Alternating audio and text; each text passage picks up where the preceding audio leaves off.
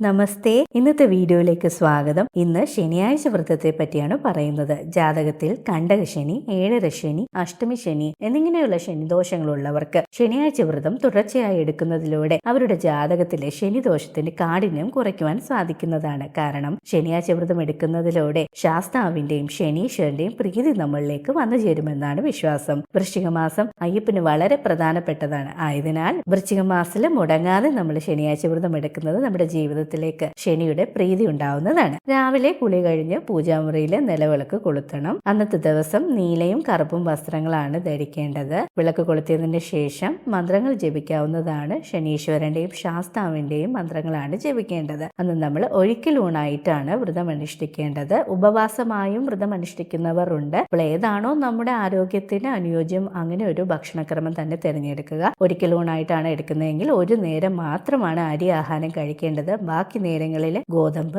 റാഗി, റവ, പഴവർഗ്ഗങ്ങൾ എന്നിവ കഴിക്കാവുന്നതാണ്. അടുത്തുള്ള ശനീശ്വരന്റെയോ ശാസ്താവിന്റെയോ ക്ഷേത്രം ദർശനം നടത്താം. അവിടെ നമുക്ക് യഥേഷ്ടം വഴിപാടുകൾ നടത്താവുന്നതാണ്. അതായത് ശനീശ്വര പൂജ, നീരാഞ്ജനം, എള്ളുതിരി, എള്ളുപായസം, ശാസ്ത്ര സൂക്ത പുഷ്പാഞ്ജലി എന്നിങ്ങനെയുള്ള വഴിപാടിൽ നമുക്ക് ഏതാണോ ചെയ്യാൻ സാധിക്കുന്നത് അതിലേതെങ്കിലും ചെയ്യാവുന്നതാണ്. ഉച്ചയ്ക്ക് അവിടുത്തെ നിവേദ്യച്ചോറ് കഴിക്കുവാൻ സാധിക്കുകയാണെങ്കിൽ വളരെ ഉത്തമമാണ്. അന്നത്തെ ദിവസം സാധുക്കൾക്ക് എന്തെങ്കിലും ദാനം ചെയ്യുന്നത് വളരെ ഉത്തമമാണ്. ഉദാഹരണത്തിന് കറുപ്പ് നീല വസ്ത്രങ്ങൾ കൊടുക്കാം, എള്ളെണ്ണ കൊടുക്കാം. അങ്ങനെ നമ്മളെ കൊണ്ട് കഴിയുന്ന എന്തെങ്കിലും ദാനം ചെയ്യാവുന്നതാണ്. കൂടാതെ നമ്മുടെ വീട്ടിൽ കുറച്ച് പച്ചരി പാകം ചെയ്ത് അതിലേക്ക് കുറച്ച് എള്ള് ചേർത്ത് കാക്കയ്ക്ക് കൊടുക്കുന്നത് വളരെ ഉത്തമമാണ്. കാരണം കാക്ക എന്ന് പറയുന്നത് ശനിയുടെ വാഹനമാണ്. വൈകുന്നേരവും പൂജാമുറിയിൽ വിളക്ക് കൊളുത്തി മന്ത്രങ്ങൾ ജപിക്കേണ്ടതാണ്. അന്ന് ജപിക്കേണ്ട മന്ത്രങ്ങൾ ഞാൻ ഇവിടെ എഴുതി കാണിക്കാം. ശനി ഗായത്രി ജപിക്കാവുന്നതാണ്. കൂടാതെ ശനി സ്തോത്രവും ജപിക്കാവുന്നതാണ്. ഇതിനോടൊപ്പം തന്നെ ഓം ശം ശനീശ്വരായ നമ എന്ന മന്ത്രം 108 തവണ ജപിക്കുന്നതും ഉത്തമമാണ്.